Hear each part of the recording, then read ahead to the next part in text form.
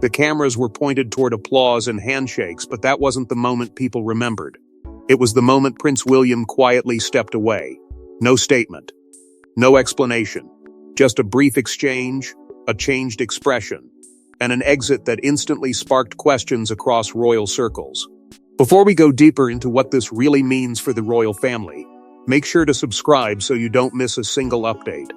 The event itself had begun exactly as expected. Measured, polished, controlled down to the smallest detail. Another carefully managed appearance designed to reinforce continuity, service, and stability at a time when public attention around the monarchy remained unusually intense. Guests arrived with familiar expectations. Supporters gathered for the cause itself. Conversations stayed focused on charity, community work, and public duty. Everything moved according to schedule.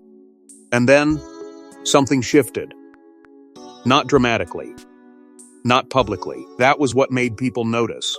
According to observers present and later reports circulating through royal correspondence, Prince William appeared fully engaged at first, moving through conversations with the calm discipline that has become increasingly associated with his public role.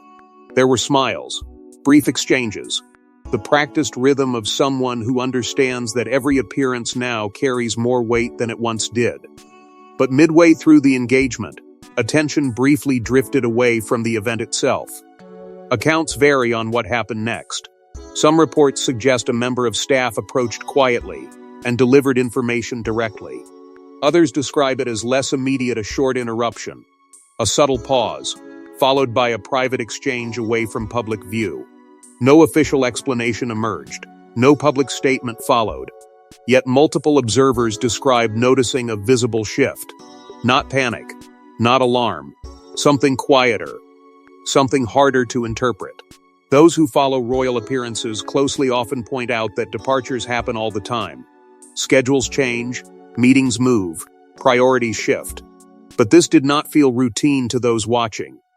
Because William didn't simply leave. He withdrew. Witnesses later noted that staff positioning appeared to change in ways that felt deliberate rather than logistical. Conversations ended earlier than expected. Movement became tighter. Public interaction shortened. Nothing outwardly unusual happened, and somehow that made it feel more unusual. Then came the moment that would begin circulating almost immediately. Prince William exited. No announcement. No explanation. No visible urgency. And somehow, that absence of explanation became the story. Within minutes, speculation moved faster than facts. Was it connected to scheduling? Family responsibilities? Private matters? Official business? As always with the monarchy, silence became its own language. The palace, as expected, offered no immediate clarification, no correction, no confirmation. Just the familiar institutional stillness that often appears when attention begins moving toward matters considered private. But silence rarely stays empty for long. Commentators began revisiting recent appearances. Social media users dissected timing, posture, expressions, routines. People searched for clues where none had officially been offered. And then another interpretation began quietly appearing. Not official duties. Private tensions. Whispers emerged suggesting the interruption may not have involved state matters at all, but something personal. Something connected not to the future of the institution, but to unresolved relationships that have remained impossible to separate from public life. The names attached to those whispers were predictable. William, Harry, and a conversation no one could confirm. Reports remained fragmented. Interpretations multiplied. Yet one question kept returning. If this was simply a scheduling adjustment, why leave so abruptly? And if it wasn't, what message had arrived that made stepping away feel more important than staying? Because for all the attention placed on the departure itself, people close to royal reporting circles seemed increasingly focused on something else entirely. Not the exit. The reason behind it. But leaving the event was only the visible moment. What allegedly triggered it was far more personal. Reports began circulating within hours, not of an emergency but of a message. Quiet, private, and according to various interpretations, deeply unwelcome. That was the detail that changed the conversation. The departure itself had already become a headline. Public appearances end early all the time. Royal schedules shift. Meetings appear and disappear without explanation. But the moment discussion moved from where Prince William went to what may have reached him before he left, the story stopped feeling procedural and started feeling personal. And inside royal reporting circles, personal stories rarely remain private for long. By the end of the day, competing accounts had already begun to emerge. None officially confirmed. None publicly acknowledged. Yet enough fragments appeared at once to create something harder to ignore: a narrative. According to various reports and interpretations circulating across commentators and royal observers, the information William allegedly received may not have involved official duties at all. Instead, some suggested it related to private communication connected to Prince Harry. That distinction mattered, because institutional matters follow process. Family matters do not. There was no announcement, no statement from representatives, no confirmation that any message existed, let alone what it contained. Yet that absence created room for interpretation, and interpretation rushed in. Some suggested it was a request, others framed it as outreach. Others went further and described it as an ultimatum. That word began appearing quickly. Ultimatum. A word loaded with implication but strangely empty without details. Because what does an ultimatum actually mean inside a family that exists under permanent public observation? For some, it implies pressure. For others, boundaries. For others still, one final attempt to force movement where silence has taken hold. But what gave the reports their emotional weight was not the possibility of conflict, it was timing. Royal schedules are not random. Engagements are planned carefully. Public appearances are measured. Departures become noticeable precisely because so much effort goes into avoiding disruption. Which meant that if private communication truly interrupted that structure, people immediately began asking a different question. Why interrupt now? Observers familiar with how royal appearances operate pointed out that timing often communicates more than words ever could. A private message delivered during public duty does not remain private for long, not because of what is said, but because of what it interrupts. And that interruption became the center of attention, not because anyone knew the contents, but because people began imagining the emotional cost behind receiving it. The speculation shifted. Less discussion about protocol, more discussion about history. People returned to old fractures, old interviews, public distance, quiet years that seemed to stretch longer each season. The conversation stopped sounding political and started sounding human. Because beneath titles and expectations sits a reality people rarely admit. Families do not stop being families simply because they become institutions. And if reports were even partially accurate, then this was not about negotiations, leverage, or public positioning. It was about unresolved relationships arriving at an inconvenient moment. Some commentators suggested the alleged communication represented frustration. Others suggested closure. Others believed the symbolism mattered more than the content itself. Because perhaps an ultimatum is not always a demand. Sometimes it is simply another way of saying, choose. Choose the past or the future. Choose repair or distance. Choose conversation or silence. No one publicly confirmed any of it. But as speculation intensified, another question quietly began pushing past all the others. Not what the message said, not whether it existed, but why it appeared at this exact moment. If the message mattered this much, the real question became, why now?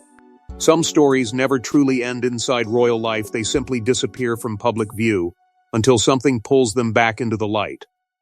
That was the feeling beginning to surround the speculation now, not urgency, not scandal, but recognition. Because the moment reports connected the alleged private communication to Harry, the conversation stopped being about a single day and became about years. Years of distance, years of interpretation, years of public moments carrying private consequences. And that is what makes stories like this feel larger than they are. Almost nobody believed one message alone could cause such attention. People believed something else, that whatever had happened carried the weight of everything that had happened before. The public history between William and Harry has unfolded in fragments, not as one dramatic break, but as a gradual shift people tried to explain in real time. Appearances changed. Language changed. Expectations changed. And eventually, even silence began to change. At first, many assumed distance would be temporary. That time would settle things. That family history would prove stronger than public pressure. But royal life has a strange way of turning ordinary tensions into permanent symbols. Every appearance becomes interpreted. Every absence becomes meaningful. Every decision becomes evidence of something larger. And once that happens, relationships stop belonging entirely to the people living them. That transformation may be one of the least visible and most exhausting parts of modern monarchy. Because public duty demands consistency, personal relationships rarely offer it. Over time, observers began noticing how impossible that balance appeared to become. Public responsibility requires predictability, restraint, and continuity. Family relationships require something much messier: emotion, flexibility, difficult conversations, uncomfortable honesty. Those worlds are not always compatible. And when they collide, someone usually ends up carrying both. That tension became impossible to ignore as years passed. The role William occupies today asks for stability above all else. Continuity, reliability, the ability to represent something larger than himself. Every public appearance, every charitable commitment, every carefully measured response exists inside that expectation. But expectations come with costs. Because beneath schedules and protocol exists something less discussed. Emotional exhaustion. Not dramatic exhaustion. Not visible collapse. Something quieter. The exhaustion of becoming symbolic. The exhaustion of understanding that every interaction will be analyzed for meaning. Every word examined. Every silence interpreted. And perhaps most difficult of all, every personal decision measured against institutional expectations. That pressure changes relationships. Not overnight. Not because people stop caring, but because eventually every conversation begins carrying consequences far beyond itself. That is why so many observers resisted reducing the current speculation to a single disagreement or alleged request. Because accumulated history behaves differently. One difficult conversation can fade. Years of unresolved moments do not. The distance people discuss today was never presented publicly as one decisive event.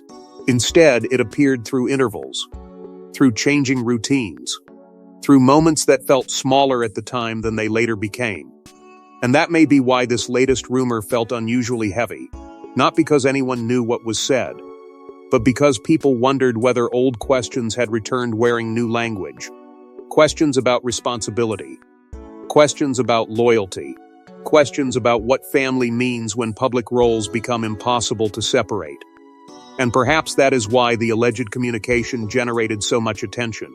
Not because people expected answers, but because they feared history repeating itself. Because when unresolved stories return, they rarely arrive unchanged. They arrive carrying everything that was left unsaid. Yet insiders focused less on old disagreements, and more on what the latest request may have represented. The word itself changed everything. Ultimatum. Not because anyone confirmed one existed, but because people immediately assumed they knew what it meant. And once that word entered the conversation, the story stopped behaving like a rumor and started behaving like a test. Not a test of schedules, not a test of protocol, a test of interpretation. Because an ultimatum is one of those rare words that means almost nothing until people decide what emotion to attach to it. Pressure, hope, frustration, closure, control, reconciliation, distance. Everyone seemed to hear something different, and that may explain why speculation accelerated so quickly despite the absence of confirmation. There was still no verified account of any message. No public acknowledgement. No indication of what was said, if anything was said at all. Yet people increasingly spoke as though the meaning had already been decided. That tendency reveals something larger than this particular moment. Royal stories are rarely consumed as events. They are consumed as symbols. So when people heard the word ultimatum, many did not imagine logistics or practical discussion, they imagined emotional stakes. Some interpretations quietly suggested reconciliation, not dramatic reconciliation, not public appearances or headlines, something simpler.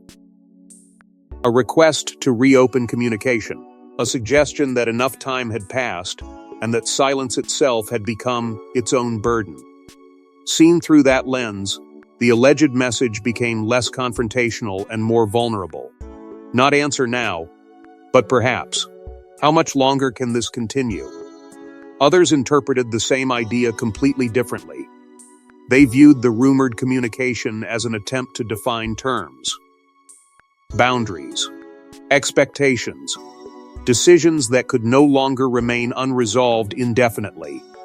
And that interpretation carried a different emotional weight, because boundaries inside ordinary families are difficult. Inside public families, they become narratives. Every private effort to create distance gets translated into conflict. Every attempt at reconnection becomes analyzed for motive. Every silence becomes interpreted as strategy. That pressure does not fall equally. On one side sits expectation. On the other sits interpretation. And somewhere in the middle are people who may simply be trying to protect parts of life that no longer feel private. That is what made this particular wave of speculation feel unusually difficult to pin down, because nobody seemed certain what outcome they even believed the alleged message was trying to create. Repair? Acknowledgement? Finality? Opportunity? The uncertainty became the story, and uncertainty has always been powerful fuel. Questions multiplied faster than information. If reconciliation was the goal, why now? If boundaries were the goal, why communicate at all? If expectations had changed, what caused them to change? The absence of answers created momentum. Commentators filled gaps. Observers attached meaning. Old narratives returned and attached themselves to new possibilities. And almost without anyone noticing, discussion about one alleged private exchange became a broader argument about family itself. How long should distance last? Who makes the first move?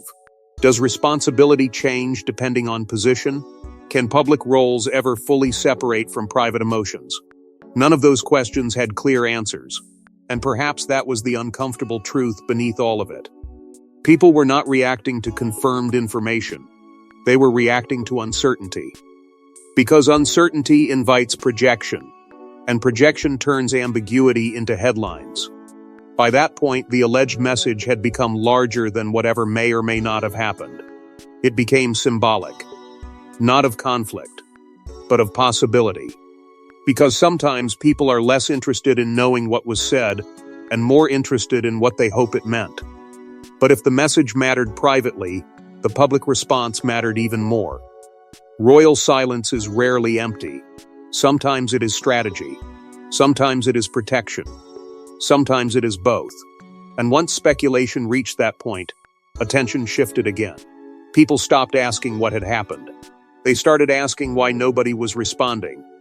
That question appears simple on the surface, but inside royal life it carries unusual weight, because silence inside institutions is rarely accidental, especially inside one built on continuity, caution, and the understanding that public reactions often outlive the events that created them. The expectation outside the palace has changed over time. Today, people expect immediacy, clarifications, statements, corrections delivered within hours. Silence now feels unusual because public culture treats absence as uncertainty. But monarchy has always operated differently. Historically, restraint has often been treated as communication. Respond too quickly, and you validate speculation. Respond too strongly, and you extend the story. Respond emotionally, and you risk creating a larger narrative than the original event ever deserved. So when questions began multiplying around William's departure, and the rumored communication behind it. There was no immediate attempt to settle the conversation. No denial, no confirmation, no carefully crafted explanation, just continued movement. And that, for many observers, became its own message. People often imagine royal communication as speeches and announcements. In reality, it is frequently built around omission. What gets acknowledged? What gets ignored?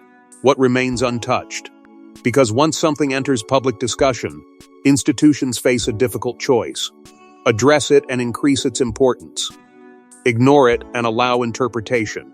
Neither option guarantees control. That pressure does not fall on public figures alone. It extends through staff, schedules, advisors, and every layer of coordination surrounding official life. When moments of speculation emerge, discipline becomes invisible but intense. Not dramatic secrecy. Consistency. Schedules continue. Appearances continue. Conversations remain unchanged. The machinery keeps moving. That continuity serves a purpose. Because institutions are often designed to communicate stability before clarity. And stability can look strange from the outside. Observers noted that public responsibilities continued without visible disruption. Engagements remained scheduled. Public language stayed measured. There were no visible signs that anything extraordinary had happened, which only deepened curiosity. Because people tend to assume that visible calm means visible certainty. But those are not the same thing. Public calm can coexist with private complexity. That possibility became impossible to ignore. Commentators debated whether silence reflected confidence or caution. Some interpreted restraint as discipline. Others interpreted it as avoidance. Some believed the absence of clarification protected private family matters. Others believed it invited unnecessary speculation. Neither interpretation could be proven. And that uncertainty became increasingly difficult to separate from the story itself. Because once people stop receiving information, they begin creating it. Expressions become evidence. Timing becomes evidence. Routine becomes evidence. Silence becomes evidence. The longer questions remain unanswered, the more meaning gets attached to ordinary decisions. That may be the strangest consequence of modern royal life. Doing nothing no longer appears neutral. Saying nothing no longer feels silent.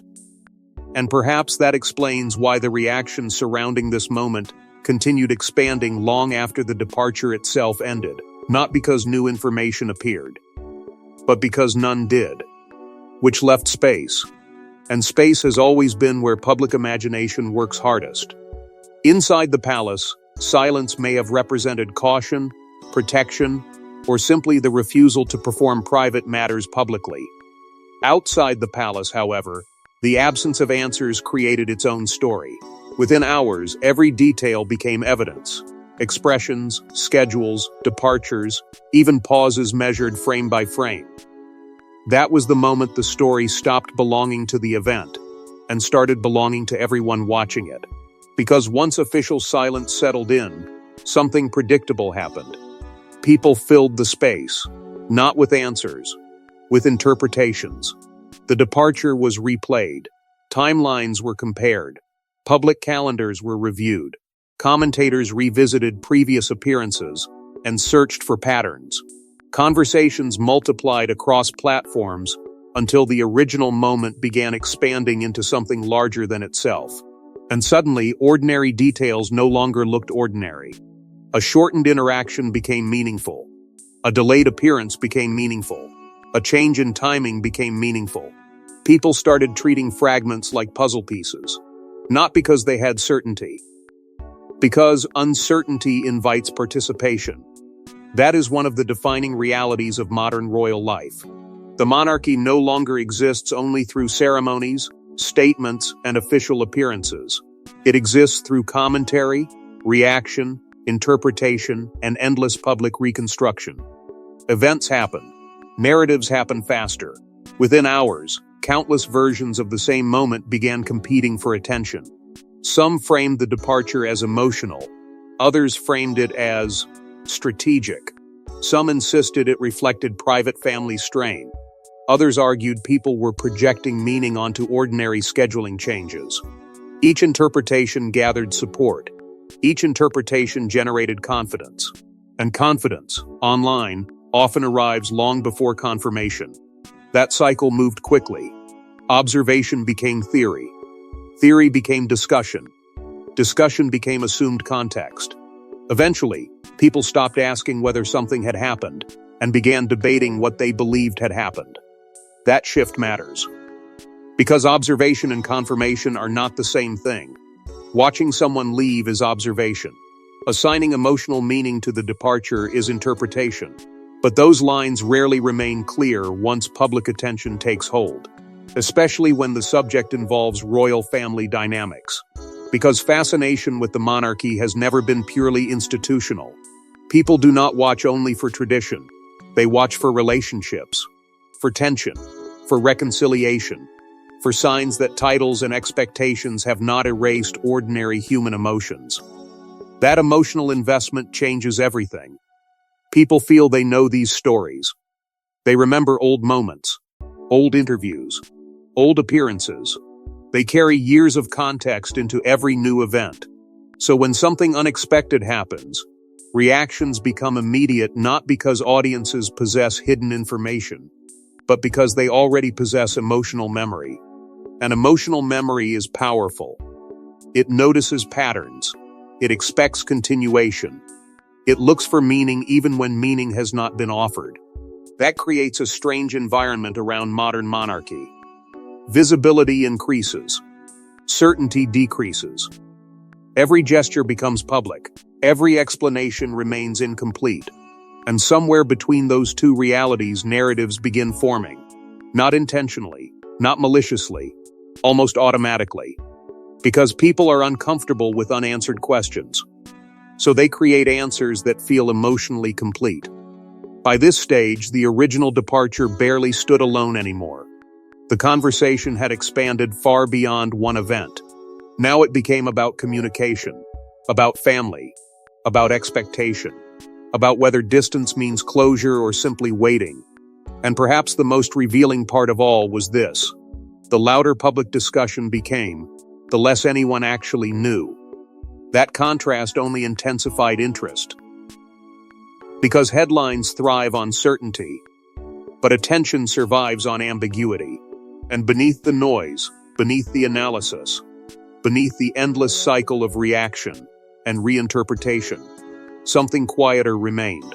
A question that no commentary seemed able to settle. Yet beneath headlines was a quieter question no one could answer. Perhaps the story was never about walking away. Perhaps it was about deciding what should remain private. Because after the speculation, after the analysis, after the endless attempts to decode timing and meaning, a quieter interpretation began emerging. What if leaving was not the message? What if the message was refusing to turn something personal into something public? That possibility changed the tone of the conversation. For days, attention had been focused outward: who said what was requested, what it allegedly meant. But eventually another question appeared beneath all of it. What happens when public responsibility collides with private boundaries? That question may be impossible to answer cleanly inside royal life. Because the monarchy asks something unusual of the people inside it. It asks them to become symbols. Reliable, measured, available, visible. And symbols are often expected to remain understandable at all times.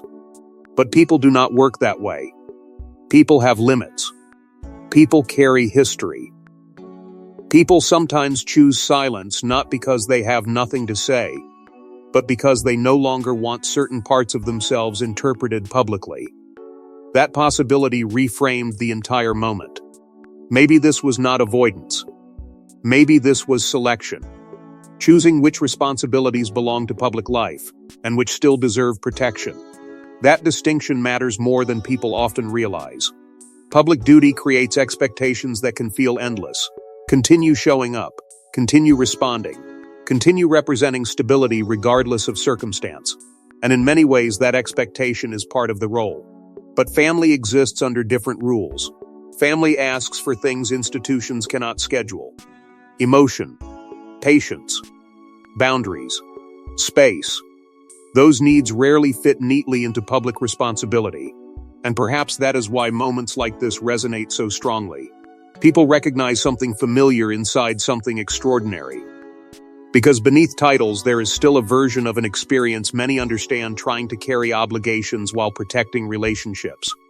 Trying to stay steady without becoming distant. Trying to remain available without giving away everything. That balance is difficult in ordinary life. Inside monarchy, it becomes magnified. The pressure to maintain continuity adds another layer. Stability is not treated as a preference, it becomes part of the role itself. Every appearance communicates something. Every absence communicates something. Every reaction risks becoming precedent. That creates a strange burden. Leadership becomes symbolic long before it becomes personal. And symbolism can be exhausting, because symbolic leadership often rewards restraint more than expression. You are praised for staying composed, for continuing, for absorbing, for moving forward. But what rarely gets discussed is the cost of always appearing unaffected. Perhaps that is why restraint itself can become meaningful. Not dramatic restraint, not silence designed to punish. Something quieter. A decision not to explain everything. Not every thought. Not every conversation. Not every relationship. There is strength in that, even if it frustrates people searching for answers, because choosing not to react is still a choice. Choosing not to narrate private emotions is still communication. And maybe that possibility deserves more attention than speculation ever received. Because if the moment truly carried emotional weight, then perhaps stepping away was not rejection. Perhaps it was preservation. Not protecting an image, protecting a boundary. And suddenly the story feels different. Less political. Less strategic. More human. Not about winners. Not about sides. Just about the quiet reality that some decisions are made not to end conversations but to keep certain conversations from becoming public property. And in the end, the unanswered questions may become the lasting headline. The event ended. The cameras left. No dramatic announcement came. But sometimes the most revealing royal moments are the ones nobody explains. And perhaps that is the strange truth at the center of everything that followed. For all the discussion, all the interpretation, all the endless attempts to decode timing, expression, and meaning, nothing definitive ever arrived. No extraordinary statement. No confirmation. No final chapter.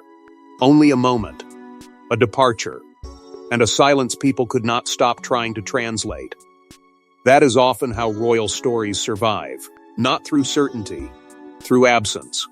Because the public imagination rarely remembers what was explained clearly. It remembers what remained unresolved. By the time attention began slowing, something had changed in the conversation. The original question, "Why did William leave?" no longer seemed large enough to contain everything people had attached to it. Now people were asking different questions. Questions about distance. Questions about responsibility. Questions about whether public roles eventually reshape private relationships beyond recognition. And yet, despite all the theories, nobody truly knew. That contrast may be the most revealing part. Public life creates the illusion of access. Appearances feel familiar. Schedules feel transparent. Moments feel visible. But visibility and understanding have never been the same thing. The modern monarchy exists inside that contradiction. More visible than ever. Less understandable than people assume. Every appearance is seen. Not every emotion is. Every moment is recorded. Not every conversation belongs to the audience. And perhaps this entire story became compelling not because something extraordinary happened, but because something ordinary may have happened in an extraordinary setting. Someone received information. Someone made a choice. Someone protected a boundary. That possibility feels smaller than the headlines. But perhaps it feels more human. Because families are complicated long before they become public. Add symbolism. Add expectation. Add history. Add millions of people trying to understand decisions they will never fully witness. The result is something impossible to untangle cleanly. That does not make the emotions less real. It only makes them harder to define. And maybe that is why moments like this linger. Not because they reveal everything, but because they reveal limits. Limits to access. Limits to interpretation. Limits to what public life can truly explain. For all the speculation surrounding messages, timing, expectations, and silence, one possibility remained quietly untouched. Maybe there was no dramatic confrontation. Maybe there was no decisive turning point. Maybe there was simply a person choosing what to carry publicly and what to leave private. That possibility is less satisfying. But sometimes it feels closer to truth. Because life rarely offers conclusions when people expect them. It offers pauses, unfinished conversations, moments that resist becoming stories. And those moments often remain longer than the loudest headlines ever do. So the event passed. The schedule moved forward. Public life continued. And the questions remained exactly where they started. Not because nobody looked hard enough, but because some answers may never belong to public life at all. And perhaps that is why this moment continues to hold attention. Not because of what people learned, but because of what they never did. Because inside royal life, the moments people remember are rarely the speeches, they're the exits no one expected. Thanks for watching. Please don't forget to like and subscribe, and we will see you in next one.